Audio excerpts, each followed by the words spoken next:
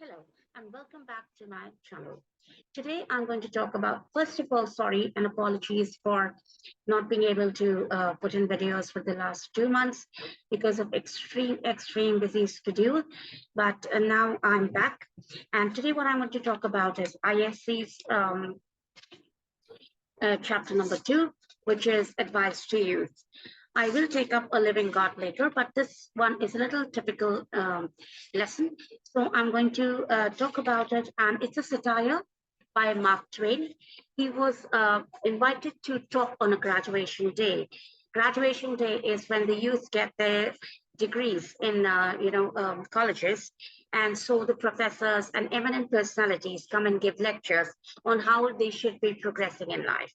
So here, Mark Twain is giving a lecture, which is a talk by him on a graduation day.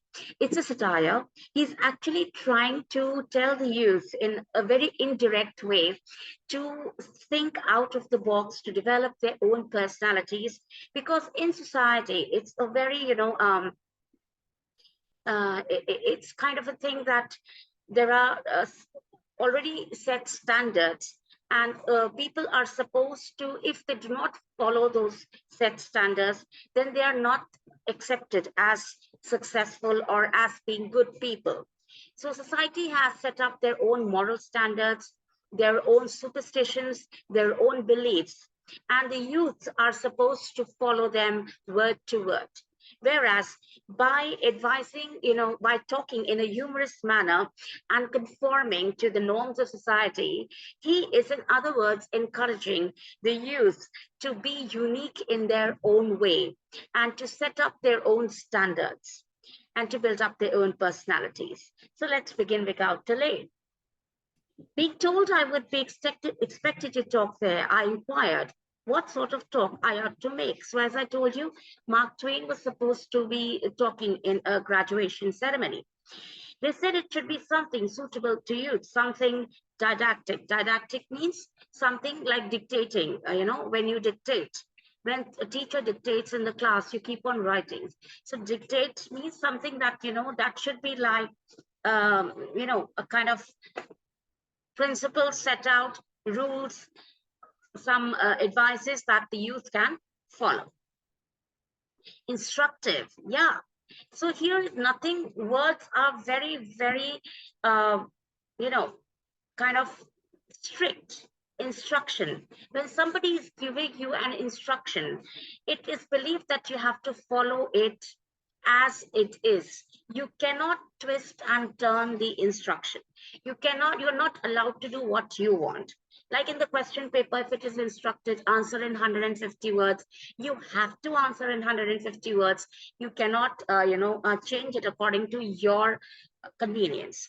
So that is what he's saying. So he was told to be didactic, instructive, or something in the nature of good advice. So very well, I have a few things in my mind which I have often longed to say for the instruction of the young.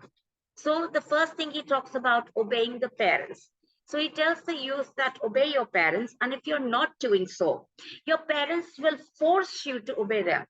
All right, so there is a superstition in the society that parents know better than children. Why? Because it is believed that they are more experienced, they have seen life more than their children. So the children are bound to believe their parents and are bound to listen to them. So here he's actually mocking on this belief of the society that the young should never ever argue with their parents or keep their point of view in front of their parents. They should absolutely be quiet and listen to their whatever the parents have to advise, because according to society and according to the age-old saying that parents know better than children. So here, in other words, he's encouraging the young people to think on their own and also be able to convince their parents about what they are thinking and about, because young people have, new thoughts, they have new discoveries. Their life is different from their parents' life. What they are learning, what they are experiencing is totally different from their parents. So they should be able to convince their parents and keep their point of view in front of their parents, not just blindly following what their parents are telling them. Then the next thing he talks about is that you have to be respectful to your superiors. Yes, that is right. He says no matter who the stranger is, and even if they are strangers, even if they are people you don't know, you have to be, respectful. Okay, so he says that maybe that person offends you and you want to take revenge, but then he says violence is not the way. You have to wait for a right time, and because maybe that person has offended you is unintentional. So you can wait for the right time and let that person apologize. Or if you have made a mistake, you can apologize. But he says violence is not the a norm of an educated youth. Violence should be left for the people who are illiterate or who don't know how to handle situations. Then punctuality. He says, yes, it is very good. It is said in the society that if you go early to bed, early to rise, makes a man healthy, wealthy, and wise. So, yes, you are supposed to go to bed early and wake up early in the morning and wake up with the lark. The lark is a bird which wakes up early in the morning. So he tells the youth that, you have to think out of the box. You can be innovative. Nobody's telling you that, if you have a habit of studying all night, or maybe you like to work late in the night, that doesn't mean that you are not actually doing a good thing. It's your body clock. It's the way you want to live your life. So there's no foundation that you have to wake up early in the morning. So what can you do? You can very well train the lark to wake up late. So as it is, according to the norm of society, you will wake up with the lark. The lark will wake up according to the time you train it. So he's trying to break this norm that only if you sleep early and sleep up, get up early, you are a perfect person. No, even if you're working throughout the night. Now, here I don't mean that you have to actually sleep late. If you're sleeping at night early, it's good for your health. It's good, beneficial for even for your work life, for your student life. But then if you are studying late at night, you want to do some creative work at night, then it's okay. You can wake up late in the morning after a hard work at night. All right. Then he talks about lying. He says, you have to be careful about lying. Why? Because once you are caught, people will stop trusting you. So once a liar, always a liar, Therefore, he says lying is an art. And in the real world, in today's world, if you lie perfectly, it is indestructible. That is what he's saying. So he's saying that lying is not everybody's cup of tea. So it's better to be honest rather than to lie just for, out of fickleness of your mind or out of some circumstances. And if you have not lied perfectly, you will be caught and then people will never believe you. Then he talks about ammunitions. He gives you an example that there was a child who did not know how to handle the ammunition and he almost killed his grandmother. So he says, yes, young people are fascinated by ammunitions, but then it's not wrong to be fascinated by ammunitions, but then it is good to have proper knowledge and proper training and to know where actually it can be used. You just can't use ammunition randomly because it can cause so much of violence in society and you can kill even innocent people. So ammunitions are not bad, weapons are not bad, but you should know how and where to use them. He talks about good books. He says, yes, young people should read good books because good books gives you knowledge and good books also give you, it helps in grooming your personality. You know how to go about in life by reading good books.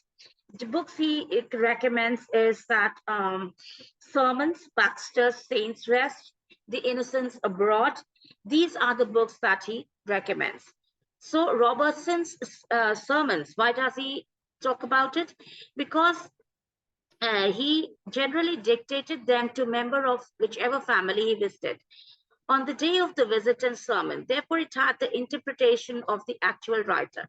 Twain actually means that one should explore different reading and passages. So Twain believes in the fact that you should read different authors because when you read different authors and different books, you get a new perspective towards life. You get to see life in a more, your parents will show you the life they have led. You will see the life the way you are experiencing.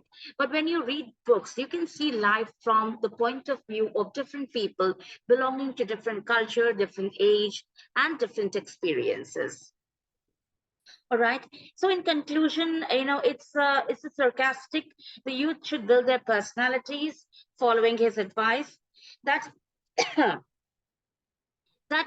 but he also says that you should be original.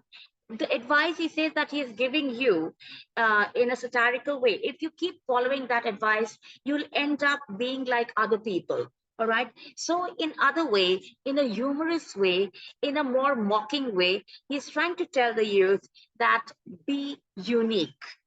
Try to think out of the box and read books and develop your own personality. Have a sense of understanding.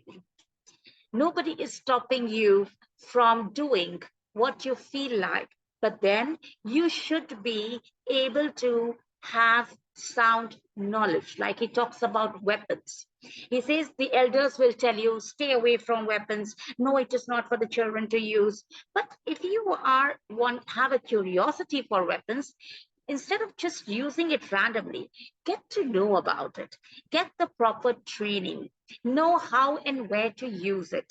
Then the same thing he talks about lying, that he says lying, if you lie perfectly, it is indestructible. But just you lie because you wanted to lie, people will not trust you.